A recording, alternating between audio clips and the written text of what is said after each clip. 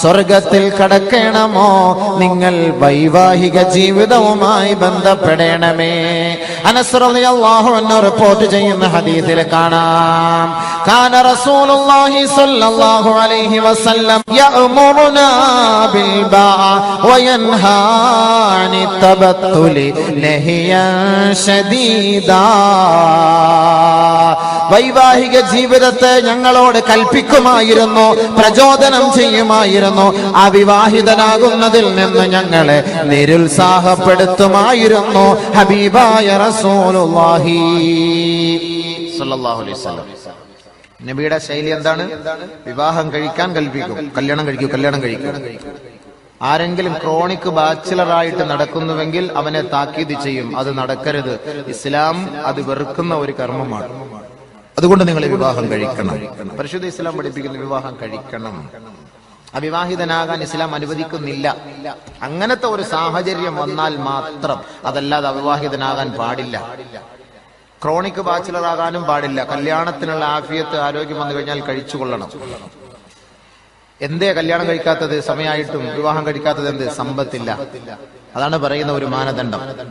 നബിഗുന റസൂലുള്ളാഹി തങ്ങൾ പറയുകയാണ്, സലാസത്തുൻ, മൂന്ന് കൂട്ടർ, ഹഖ്ഖുൻ അലല്ലാഹി ഔനുഹും, അവരെ സഹായിക്കേണ്ട ബാധ്യത അല്ലാഹുവിനത്രേ. മൂന്ന് പേരെ സഹായിക്കേണ്ട ബാധ്യത അല്ലാഹുവിനാണ്. ഒന്ന്, അൽ മുജാഹിദു ഫീ സബീലില്ലാഹ്, അല്ലാഹുവിന്റെ രണഭൂമിയിൽ അല്ലാഹുവിന്റെ മാർഗത്തിൽ രക്തസാക്ഷിയാകാൻ, വീരമൃത്യു വരിക്കാൻ തയ്യാറുള്ള വ്യക്തിയാരോ അവരെ സഹായിക്കൽ അള്ളാന്റെ ബാധ്യതയാണ്. രണ്ട്, പരിശുദ്ധി ആഗ്രഹിച്ചുകൊണ്ട് വിവാഹം കഴിക്കാൻ കൊതിക്കുന്ന യുവാക്കളെ അല്ലാഹു റബ്ബുൽ ഇസ്സത്ത് അവരെ സഹായിക്കുമെന്ന് ശഫീഉനാ റസൂലുള്ളാഹി. പരിശുദ്ധി ആഗ്രഹിച്ച് വിവാഹം കഴിക്കാൻ ഇഷ്ടപ്പെടുന്ന വ്യക്തികൾ ആരാണോ അവരെ സഹായിക്കേണ്ട ബാധ്യത അള്ളാഹുവിനാണെന്ന് ഹബീബായ റസൂലുള്ളാഹി സ്വല്ലല്ലാഹു അലൈഹി വസല്ലം. അതുകൊണ്ട് അല്ലാഹു തആല പറയുന്നു, വഅൻകിഹുൽ അയാമ മിൻകും വസ്സാലിഹീൻ മിൻ ഇബാദികും വഇമാഇകും ഇൻ യകൂനൂ ഫുഖറാ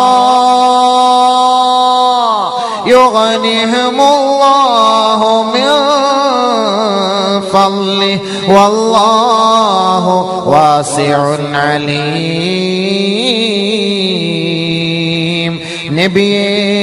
നബിയേ, ഹബീബായ തങ്ങളെ, വിശ്വാസികളായ, വിശ്വാസിനികളായ, നല്ലവരായ, സദ്വൃത്തരായ, അടിമകളായ, അടിമ സ്ത്രീകളായവരിൽ നിന്ന് വിവാഹത്തിന് അവരോട് നിങ്ങൾ പ്രചോദനം ചെയ്യണമേ. ഇയകൂനൂ ഫുഖറാ, ഒരുപക്ഷെ അവർ സാധുക്കളാണെങ്കിൽ, അവർക്ക് സമ്പത്ത് കുറഞ്ഞവരാണെങ്കിൽ, യുഗ്നിഹുമുല്ലാഹു മിൻ ഫളി, അല്ലാഹുവിന്റെ മഹത്തായ ഔദാര്യത്താൽ അല്ലാഹു അവരെ സമ്പന്നനാക്കും, ധന്യതയിലെത്തിക്കും. നബിയെ, അതുകൊണ്ട് വൈവാഹിക ജീവിതത്തെ കൊണ്ട് പ്രചോദനം നൽകണമേ ഹബീബേ. അതുകൊണ്ട് കല്യാണം കഴിക്കാതിരിക്കരുത്. ക്രോണിക് ബാച്ചിലർ പെട്ടെന്ന് നിക്കാഹ് കഴിച്ചോളി. സഅദ് ഇബ്നു ഹിശാം റളിയല്ലാഹു അൻഹു റിപ്പോർട്ട് ചെയ്യുന്ന ഹദീസിൽ കാണാം, ഒരു ദിവസം മഹദിയായ ആയിഷ ബീവിയുടെ അരികിലേക്ക് സഅദ് ഇബ്നു ഹിശാം റളിയല്ലാഹു അൻഹു വന്നിട്ട് ചോദിക്കുകയാണ്, ഏ മഹദി അവர்களே, ഇന്നി ഉരീദു അൻ അസ്അലകി ശൈആ, ഒരു സംശയം അവിടുത്തെ സദസ്സിൽ ചോദിക്കാൻ ഞാൻ കൊതിക്കുന്നു. ഫമാ തറൈന ഫീഹി, എന്താണ് അവിടുത്തെ അഭിപ്രായം? ആയിഷ റളിയല്ലാഹു അൻഹയോട് ചോദിക്കാൻ സ്വഹാബി വരികയാണ്. എന്തേ സംശയം? അനി തബത്തുൽ, ഞാൻ അവിവാഹിതനാകാൻ ഇഷ്ടപ്പെടുന്നു മഹദി അവர்களെ, അതുകൊണ്ട് വിവാഹത്തിനെ കുറിച്ചുള്ള അതിന്റെ അവിടുത്തെ അഭിപ്രായം എന്തെന്ന് ഒന്ന് അറിയിച്ചു തന്നാലും. എനിക്ക് വിവാഹം കഴിക്കാൻ ഇഷ്ടമില്ല, അതുകൊണ്ട് ഞാൻ അവിവാഹിതനാകാൻ ആഗ്രഹിക്കും. എന്താണ് അവിടുത്തെ അഭിപ്രായം? ഉടനെ ആയിഷ റളിയല്ലാഹു തആല അൻഹ പരിശുദ്ധ ഖുർആനിലെ ഒരു ആയത്ത് ഓതി കേൾപ്പിക്കുകയാണ്. വലഖദ് അർസൽനാ റസൂലൻ മിൻ ഖബ്ലിക് വജഅൽനാ ലഹും അസ്വാജൻ വദുർരിയ്യ ഫലാ തതബത്തൽ. ബഹുമാനപ്പെട്ട ആയിഷ സിദ്ദീഖ റളിയല്ലാഹു അൻഹ ഓതിക്കൊടുത്തു. ഹബീബായ റസൂലുള്ളാഹി തങ്ങൾക്ക് അല്ലാഹു അവതരിപ്പിച്ച ആയത്താണ്. വലഖദ് അർസൽനാ റസൂലൻ മിൻ ഖബലിക്. നബിയെ, അങ്ങേക്ക് മുമ്പ് ധാരാളം പ്രവാചകന്മാരെ ഈ ലോകത്തേക്ക് നാം നിയോഗിച്ചിട്ടുണ്ട്. വജഅൽനാ ലഹും അസ്വാജാ വജഅൽനാ ലഹും അസ്വാജാ. അവർക്ക് നാം ഭാര്യമാരെ നൽകി ഹബീബേ. വദുർരിയ, അവർക്ക് സന്താനങ്ങളെയും നാം നൽകി. അതുകൊണ്ട് സഅദ് ഫലാ തതബത്തൽ, നീ അവിവാഹിതനാകരുതേ, വിവാഹം കഴിക്കണേ, വിവാഹിതനാകണമേ മഹദിയായ ആയിഷ. കല്യാണം കഴിച്ചോ, വിവാഹം കഴിക്കേണ്ട സമയത്തിയാൽ കല്യാണം കഴിച്ചോ, ചിന്തിക്കാൻ പാടില്ല. ഇത് ഖുർആനും ഹദീസും കൊണ്ട് സ്ഥിരപ്പെട്ട നിസ്സായ സത്യമാണിത്. ബഹുമാനമുള്ള സഹോദരങ്ങളെ, വിവാഹം കഴിക്കാൻ നമ്മൾ നിയ്യത്തെടുത്തു കഴിഞ്ഞാൽ എന്താണ് ആദ്യം ചെയ്യേണ്ട പരിപാടി എന്നറിയോ? പെണ്ണിനെ പോയി കാണണം. പെണ്ണ് കാണാതെ കല്യാണം കഴിക്കണം. ശ്രദ്ധിക്കേണ്ട വിഷയം തന്നെയാണ്. കല്യാണം ഫോട്ടോയിലൊന്നും കണ്ടിട്ട് പെണ്ണിന്റെ ചന്തമാണ്, അവള് നല്ല മൊഞ്ചുള്ള അടിച്ചുപൊളിയുള്ള, അതൊന്നും പറഞ്ഞിട്ട് കാര്യമില്ല. പെണ്ണ് എന്തായാലും ചിരിച്ചുകൊണ്ടിരിക്കൂലല്ലോ ഫോട്ടോയിൽ. ചില പെണ്ണുങ്ങൾ ചിരിച്ചാലും പുഞ്ചിരിക്കുള്ളൂ, പല്ല് കാണൂല. അതുകൊണ്ട് എന്ത് ചെയ്യണം? അവളെ പോയി നേരിട്ട് കണ്ട് സംസാരിച്ച് അവളുടെ പല്ല്, അവളുടെ ചുണ്ട്, അവളുടെ നാവ്, അവളുടെ ശരീരഭാഗങ്ങൾ, ആകാര സൗഷ്ഠവങ്ങൾ ഒറ്റ നോട്ടത്തിൽ നമുക്ക് മനസ്സിലാക്കാൻ കഴിയും. അതല്ലാതെ തൊള്ള തുറന്നു നോക്കാനല്ല പറയുക. അവളെ പോയി കണ്ട് സംസാരിച്ച് മനസ്സിലാക്കിയിട്ട് അവളുടെ സ്വഭാവ രീതികളൊക്കെ നമുക്ക് ഒറ്റ നോട്ടത്തിൽ മനസ്സിലാക്കാൻ കഴിയും. അങ്ങനെ അവളെ കാണാതെ കണ്ട് ആരും വിവാഹം കഴിക്കരുത്. പെണ്ണ് കാണാതെ, അതേപോലെ പെണ്ണ് ചെറുക്കനെ കാണാതെ, രണ്ടു കൂട്ടരും തൃപ്തിപ്പെടാതെ വിവാഹത്തിന് വേണ്ടി നിങ്ങൾ കൈ കൊടുക്കരുത്.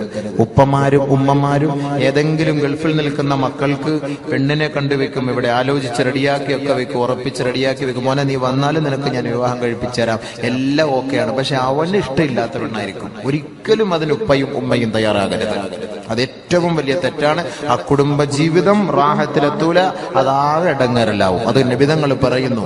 ബഹുമാനപ്പെട്ട മുഗീറത്ത് ഇബ്നു ശുഅബ റളിയല്ലാഹു തആല അൻഹു റിപ്പോർട്ട് ചെയ്യുന്ന ഹദീസിൽ കാണാം, ഖുൽതു, ഞാൻ നബിതങ്ങളോട് ചോദിച്ചു, യാ റസൂലല്ലാഹ്, അല്ലാഹുവിന്റെ റസൂലേ, ഖതബതു ഇംറഅതൻ, ഒരു പെണ്ണിനെ ഞാൻ കല്യാണ ആലോചന നടത്തി ഓക്കെയാക്കി റെഡിയാക്കി വെച്ചിരിക്കുകയാണ് നബിയേ. ഒരു പെണ്ണിനെ കല്യാണ ആലോചന നടത്തി ശരിയാക്കി റെഡിയാക്കിയിരിക്കുകയാണ്. നബി തങ്ങളുടെ അഭിപ്രായം ചോദിക്കാൻ. ഉടനെ നബി തങ്ങൾ അദ്ദേഹത്തോട് ചോദിച്ചു, ഹൽ നളർത ഇലൈഹാ, ഏ മുഗീറ, നീ ആ പെണ്ണിനെ കണ്ടുവോ? വിവാഹം കഴിക്കുന്നതിന് മുമ്പ് നീ ആ പെണ്ണിനെ കണ്ടോ എന്ന് ചോദിച്ചു. ഖുൽതു ലാ യാ റസൂലല്ലാഹ്, ഞാൻ കണ്ടില്ല നബിയെ എന്ന് പറഞ്ഞപ്പോ അല്ലാഹുവിന്റെ റസൂൽ മറുപടി നൽകി, ഉൻളുർ ഇലൈഹാ, അവളെ നീ പോയി കാണണം. ഫഇന്നഹു അഹ്റാ അയ്യൂദമ ബൈനകുമാ, നിങ്ങളുടെ കുടുംബ ജീവിതം, വൈവാഹിക ജീവിതം, ഭാര്യാഭർത്തൃ ബന്ധം, അത് പ്രയോജനമുള്ളതും അത് സന്തോഷമുള്ളതും അത് രൂഢമൂലമുള്ളതും അത് സുദൃഢമാകുന്നതിനും പെണ്ണ് കാണൽ അഭികാമ്യമാണ് മുഗീറ. അതുകൊണ്ട് പെണ്ണിനെ കാണാതെ വിവാഹം കഴിക്കരുതേ. നബിയുനാ റസൂലുള്ളാഹി